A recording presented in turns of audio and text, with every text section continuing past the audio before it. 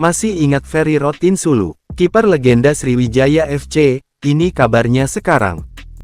Bagi para pecinta sepak bola tanah air, khususnya warga kota Palembang, pastinya masih ingat dengan sosok penjaga gawang andalan tim Laskar Wong Kito yang telah memberikan gelar ganda untuk Sriwijaya FC di tahun 2007 dan 2008, Senin tanggal 23 Oktober tahun 2017. Namanya sempat meroket semenjak memperkuat Sriwijaya FC di tahun 2005. Kepiawaian dalam menjaga gawang, mampu menghadirkan gelar termanis untuk SFC. Lantas, bagaimana kabarnya sekarang? Menilik akun Instagram pribadinya, Ferry tampak aktif membagikan kegiatan sehari-harinya. Terbaru, ia tampak mengunggah momen ketika ia menyaksikan pertandingan Indonesia vs Vietnam.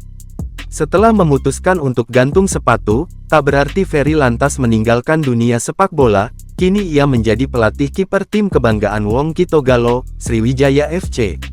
Ferry juga mencoba peruntungan di dunia kuliner dengan membuka kafe bertemakan sepak bola yang ia beri nama Warung Golazo. Kiper Ferry Rotinsulu terbilang fenomenal, selama itu dia mampu membawa Sriwijaya FC meraih 2 gelar Liga I Indonesia tahun 2007 sampai tahun 2008, kemudian 3 gelar Piala Indonesia 2008, 2009 dan 2010.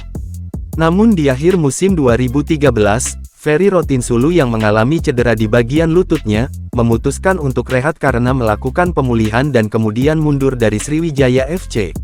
Dia kemudian bermain di Persebaya, dan sempat memperkuat Mitra Kukar, sebelum kemudian memutuskan gantung sepatu.